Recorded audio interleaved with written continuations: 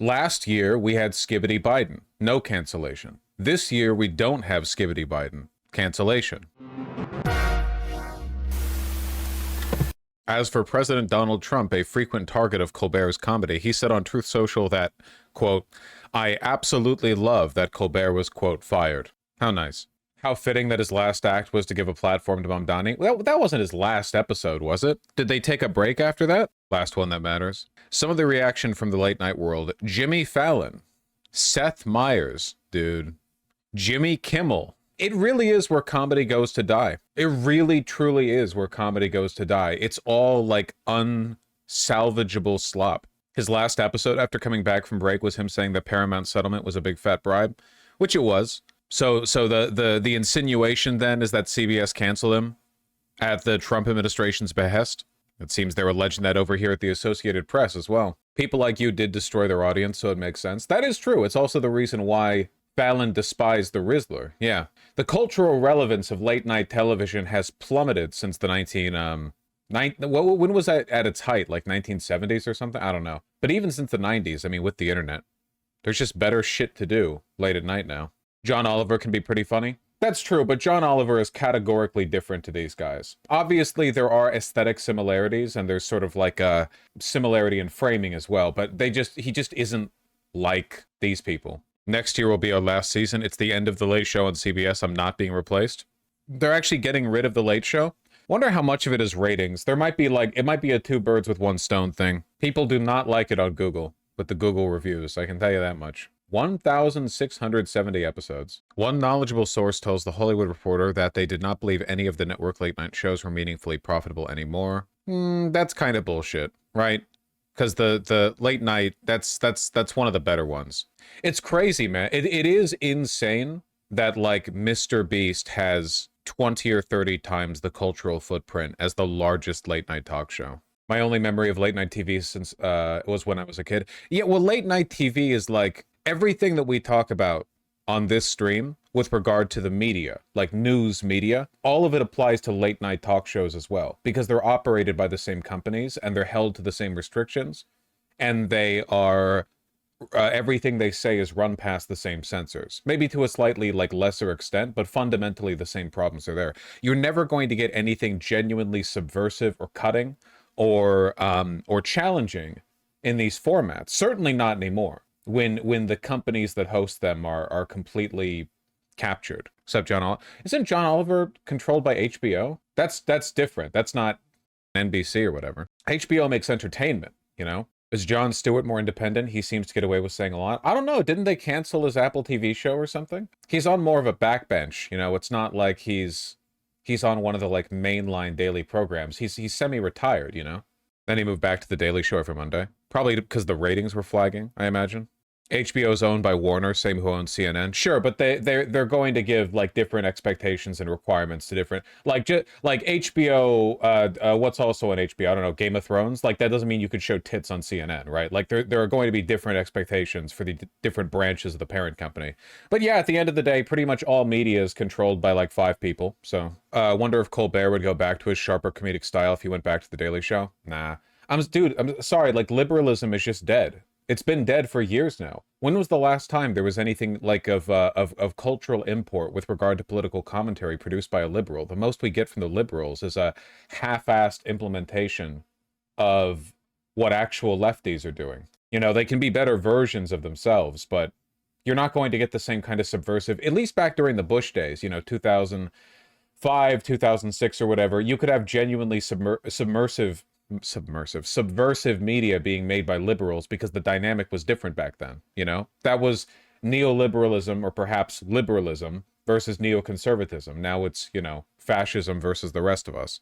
I think John Oliver's a lefty too. Yeah, and I think that's one of the reasons why his show is actually good, if you can stomach the humor. You think Jon Stewart is a lefty? No, I think Jon Stewart is a egotist. I think that Jon Stewart is a full of himself liberal who has better ideas than most liberals.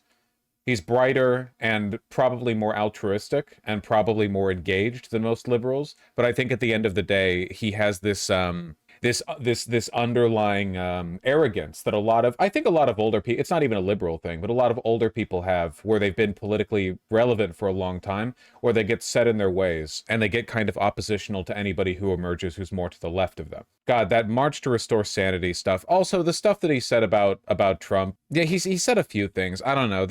I feel there is an underlying smarminess. I don't think he's a bad guy. He's spoken out against the war in Gaza, calls out the demonstration all the time. Yeah, I've seen. I know. Big news from the world of late night stunned a lot of people. Yeah. Stephen Colbert came on his show, opened last night, and said, it's over. Our last show is going to be in May of next year, so you still have some time with him. But he learned on Wednesday night, according to reporting, that his show would be canceled, that his contract would not be renewed. Obviously, the reason given by Paramount was that it just didn't make financial sense to have these shows anymore. But obviously, hanging over all of this is the settlement that Paramount made over the 60 Minutes interview with Kamala Harris last year, and all the pressure, perhaps, from the Trump administration felt by Sherry Redstone, who runs Paramount, as she seeks a FCC-approved merger with Skydance.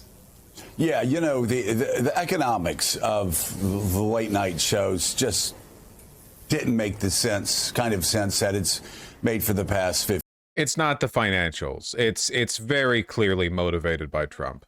years. Show called that settlement on the 60 Minutes interview a bribe. He was very critical on the air of Paramount, and then about 48 hours later, you have this decision coming down that his show would be canceled.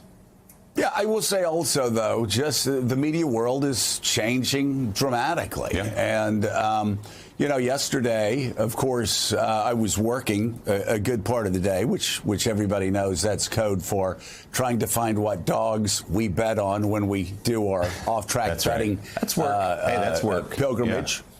Yeah, that is hard work. When we do our Saturday off-track betting pilgrimage. It's still in Times Square, right? And so, the office. So, but then, you know, I'd been working, had not seen the British Open, not seen the Open, said I want to see the highlights. This is going What the f*** is he talking about? very of golf, sort of, you know, crushed down to about 15, 20 minutes. Joe Biden's favorite show, everybody. Breaking news, CBS is canceling The Late Show with Stephen Colbert. Colbert just making the shocking announcement at his show taping. Now, it's unclear why the show is canceled, but it comes after Colbert spoke out against his parent company, Paramount's $16 million settlement with Trump over the editing of a 60 Minutes interview. In fact, here's what Colbert said just a few days ago. The CNN coverage is immediately more sympathetic than Joe Scarborough's. Now, I believe He has a this mustache kind now? of complicated financial Whoa, settlement. I can't show this. Hold on, buddy. And now hearing that show is canceled. Brian Stelter's out front. I mean, Brian, what more are you learning about what is frankly a stunning announcement? When we were talking about it, just found out about it here in this commercial break, I said, wait, what? What just happened? It really doesn't make any sense. From the normal business logic of television goes like this. Stephen Colbert is the highest rated program in late night television. He beats his competitors. He's been going at it for 10 years, and frankly, he's been on a hot streak lately. So by the business logic of television, normally he would be in a very safe spot. However, CBS says this is a financial decision given the difficulties with the entire late night sector. And there is some truth to that explanation. I reported a couple years ago about the Late Late Show ending with James Corden because it wasn't profitable anymore. So there might be some rationale to this CBS announcement. But almost everybody, upon hearing about this, is connecting it to the Paramount settlement from 2 weeks ago. Yeah, it seems pretty likely. How's Fox talking about it? All right, major news tonight for the world of television. CBS and Paramount just announced that The Late Show with Stephen Colbert will end next May, and there will be no replacement for him. The Late Show will be over forever. Congratulations, Greg Gutfeld. Now, Paramount says this is a quote. Must feel great for these guys, huh? Probably been pushing for this for a long time. I hope liberals learn a lesson from this, that you can be as smarmy as you want, but at the end of the day, like, your ability to control media and deliver your message kind of comes down to whether or not you have the consent of the people who own the company that you broadcast from. And if you don't, that's it. Fox News goblins can do whatever the they want for as long as they want. They're evil, you know, they're making mischief. It doesn't matter because the network is evil and they like evil. Meanwhile, over in you know, I mean, essentially anything, MSNBC, NBC, CNN, ABC, right? At the end of the day, like, the buck stops with some powerful dipshit far-right oligarch who just creates controlled opposition because there's a media there, right? There's a market there. Purely financial decision against a challenging backdrop in late night, which is true because... Why did Tucker get fired? Personal beef with Murdoch. Also, liabilities concerning some statements made. It was a legal liability thing. It had nothing to do with, like, distaste for his positions, apart from a personal beef, I suppose.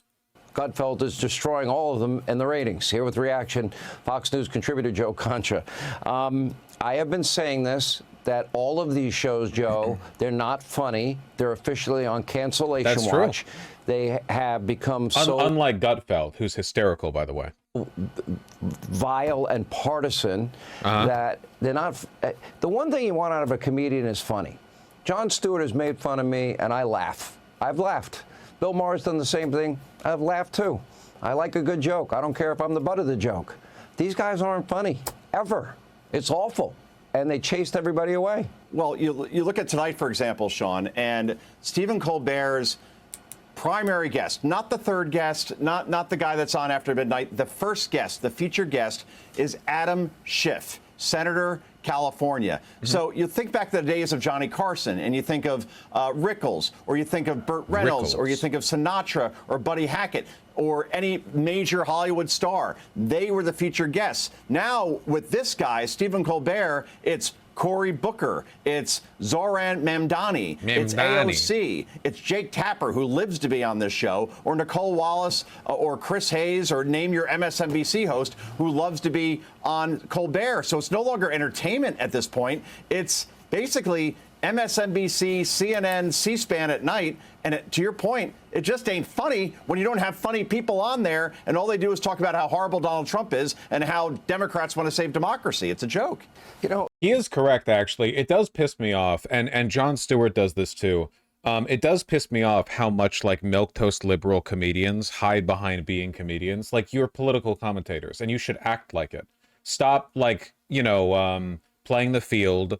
Stop trying not to rock the boat. You are a politically partisan activist. You know, you should act like that. It's very frustrating because, like, Jon Stewart did this too when he had this beef back during his show where he beefed with Fox News, and he was like, well, I'm not a political commentator, you know, I'm a comedian, you know, I run right before, like, Beavis and Butthead, you know, I shouldn't be held to the same standards, which is bullshit. Okay, I have always said that's bullshit. Okay, there's a difference between the credence you give somebody who's, like, obviously not trying to be a Associated Press NPR style 100% facts nonpartisan. You know, not everybody's trying to be Wikipedia, and I get that, but you have to accept the fact that you're on a side of the playing field. You can't you stop dipping your toe in the pool. You know, I hate that shit.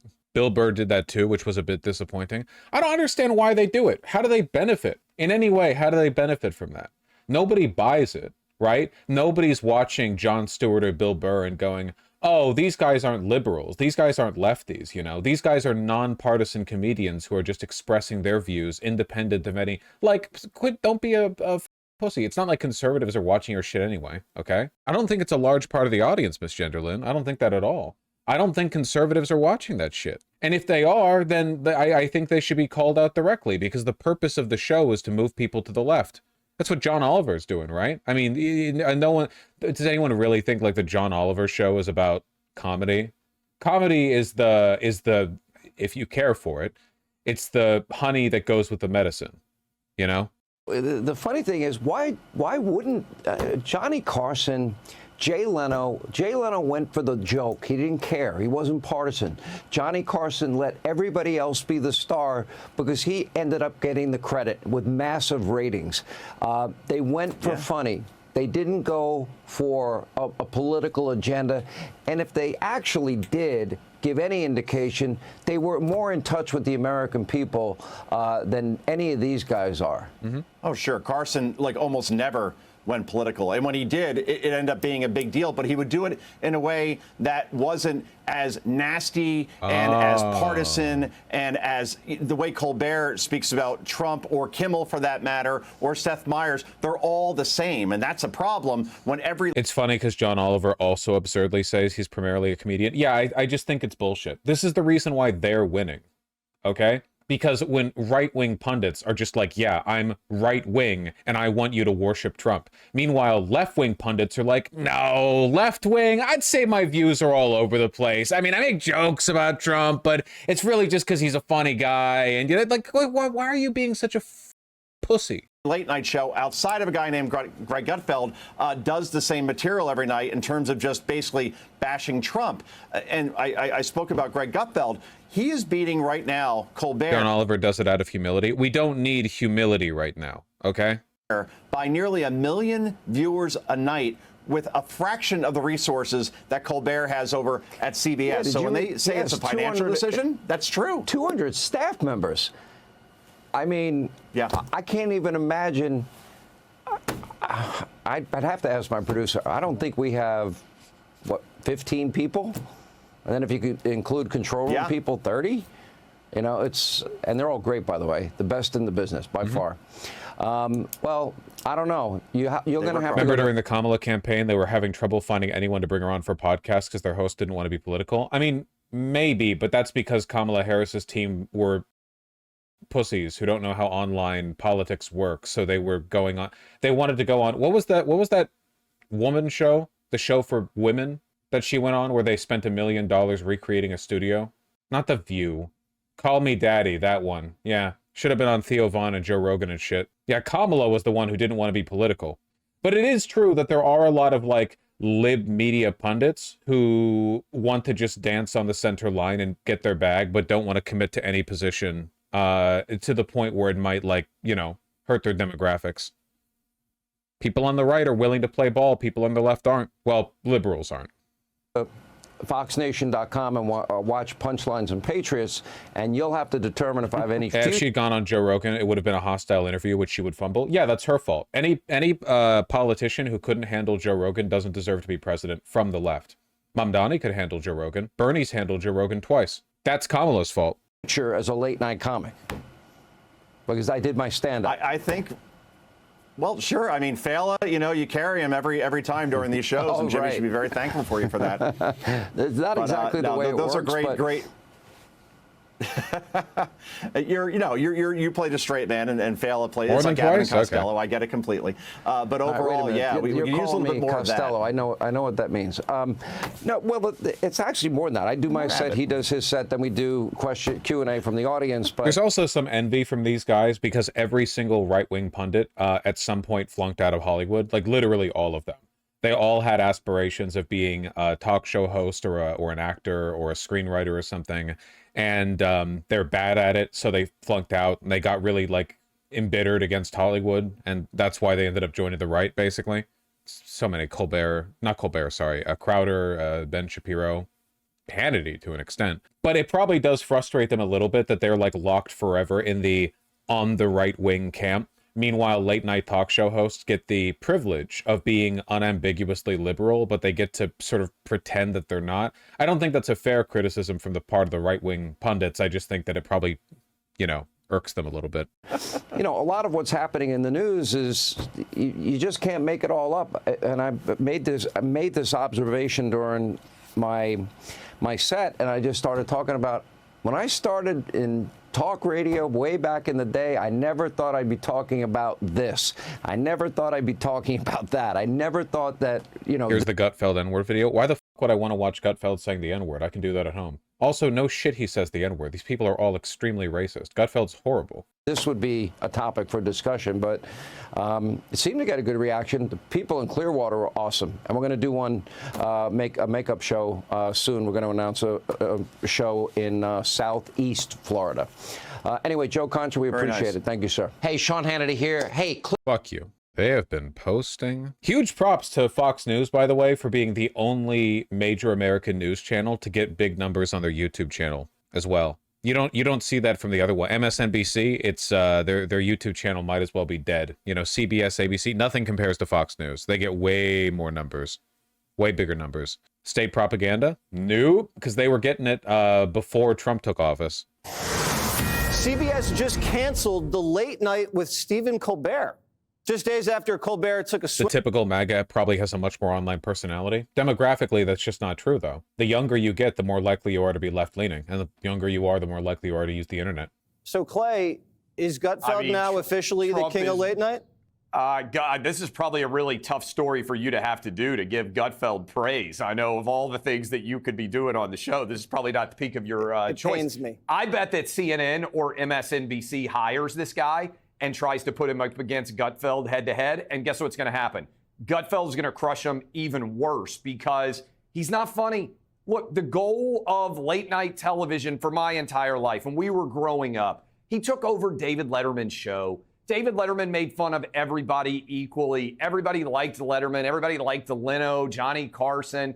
All of these shows combined to unite everybody, Democrats, Republicans, Independents. Oh, yeah. He went woke, and he destroyed the entire... It's crazy how the conservative mythos is that up until more or less when they became politically active, everything was totally bipartisan and politically neutral. And that at some point after the person talking to you became politically active, that's when everything got partisan. That's when all the divisions happened.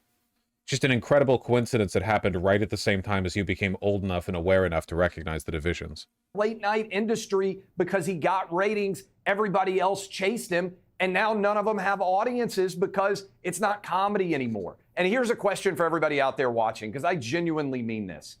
Is there any business or any show that has gone woke and actually it has made sense from a business imperative? NBA, crashed ratings. Bud Light, crashed market share. You just run through the entire litany of brands that decided to go fundamentally anti-Trump. Colbert's the latest. They all failed. That's it. It's Bud Light, NBA, and Stephen Colbert, who last year decided to go anti-Trump, you know? Colbert was so apolitical back when he was on The Daily Show, when he and Jon Stewart were like huge. You know, and with the Colbert Report, that apolitical program, some might even say conservative leaning, but people like that. I'm telling you, man, all of these conservative media guys, they all have a chip on their shoulder over Hollywood because they all wish they had Colbert's job. They don't want to have to like exclusively spend their time with other lunatic psycho right-wingers. They want to go to the cool Hollywood parties. They're fully aware of the fact that like, unless you're very wealthy and connected, if you're a right-wing pundit weirdo who works at Fox News, you're not getting in with like the cool Hollywood celebrity parties. You're just not. Nobody likes you. And they hate that. They resent the fact that they get ostracized and branded in that way when their liberal peers get to, you know, get to go. Just have a chip on their shoulder, man. Anyway, look, I don't like Stephen Colbert that much, and I don't like The Tonight Show at all, but it's obviously like it's obviously targeted political censorship. You know, it's not good. I think it's bad when fascists censor opposition, even when the opposition is unfunny. So hopefully this will radicalize some libs. I don't know. Do you think these people would grift to the left if it meant they could be in Colbert's position? If they were able to? Absolutely, 100%. Yeah, a lot of these people don't really believe in anything, and a lot of people who are liberal, you know, talk show hosts or cultural, you know, figures of import are not like authentically liberal. Okay, a lot of these people are Machiavellian psychopaths who would do anything to, you know, get in at the freak offs. The goal is to construct a system where the Machiavellian psychopaths benefit most from being on our side. I don't believe that of Colbert, though. No, I don't either. I don't believe that of Colbert. I think that Colbert is authentically liberal, even if I find him annoying. Jimmy Kimmel might not be liberal. I think that Jimmy Kimmel would kill a baby with his hands if he knew it would get him better ratings. Like on camera, I mean. Like for a show.